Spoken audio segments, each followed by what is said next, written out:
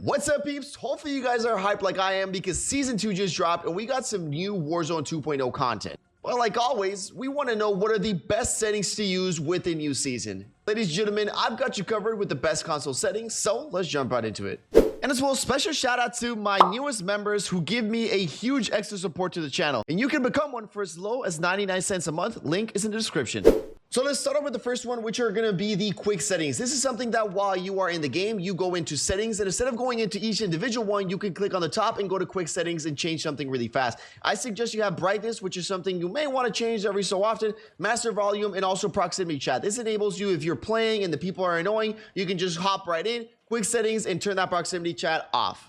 Now let's go into the controller settings. Now I really haven't changed anything here, but they did add quite a few new things. So they added this one called bumper ping. This is, for example, right now you ping with the top on the D-pad, but this will basically switches. So your lethal and your tactical and your ping button will be switched. So if you like to ping a lot, then you can use your bumper stick here. Again, I don't want to change it, but that is there. Next up, I do flip L1 and L2, so that means I do shoot with my top bumper buttons. My stick layout is default. Now, this is a pretty interesting one. This is a new setting, which is called controller orientation. If you guys don't want to mess around with it, everything exactly the same, keep it as up. But basically, you could have your controller like sideways and then have it the way that the side that it is, and that will basically change the controller orientation. So I can put it like to my right, and then moving it upwards will actually be moving it upwards in the actual game. Again, I don't really know who this is for. Maybe somebody has a disability or something like that, and they're like have their controller in a different orientation, or if you want to play with your controller upside down,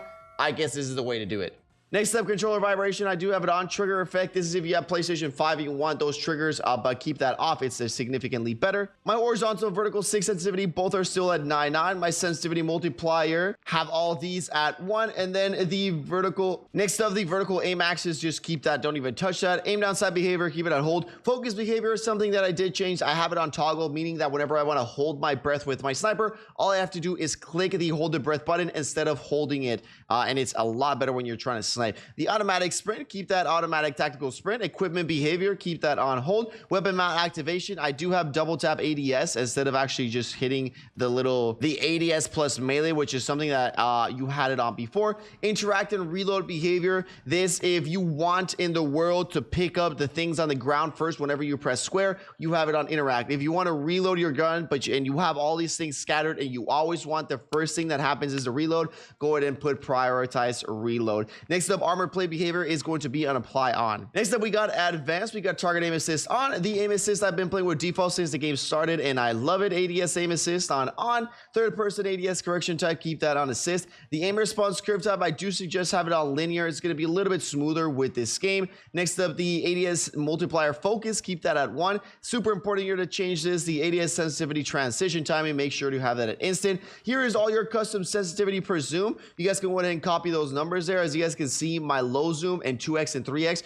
are together, and then everything below that is a different one, just 0.05 difference between them. Now the dead zone, I do play on 0.04, and also my left stick max changes to 50, and whenever you want to run or move, it's going to detect it a lot quicker. Next up, I already have a video explaining how gyro behavior works, but they actually did update something about this. Now, if you are on PC and you play on controller, you can now use gyro aim. This was previously not available, but now it is. Basically, what it does is that your aim moves with your controller. And then everything down here, we really don't want to touch anything here. And then the auto move forward, I do have this off. You can actually have this on double tap. So like, for example, if you're playing the big map battle royale and you feel you're running all the time, then go ahead and hit this on single tap, meaning that whenever you move forward once, you can let it go and your dude will keep on running.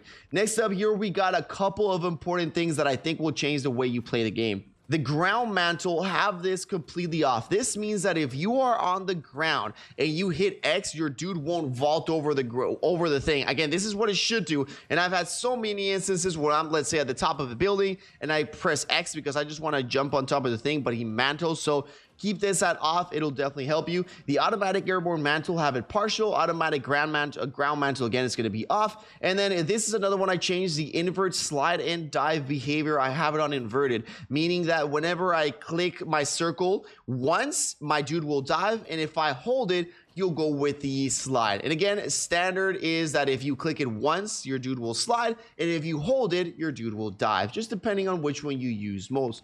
Next up, for plunging underwater, I do have movement, parachute auto deploy I have on, sprinting door bash I have on, and the ledge hang mantle behavior I have mantle only. And all of these you don't really need to change it, but just you guys can take a look at what I have here. But again, don't really even touch any of these. Next up, we're gonna go on to the graphics. I do have the on-demand texture streaming on, and these are the settings that I have for this one. Now here for world motion blur, all these sort of things, remember to have it off until the fidelity FX. This is gonna be super important to make your game look nice and crispy. We're gonna go with the fidelity on, and then the strength is gonna be at 100. Make sure you have your 120 hertz refresh rate on for the PlayStation, which will enable the 120 FPS.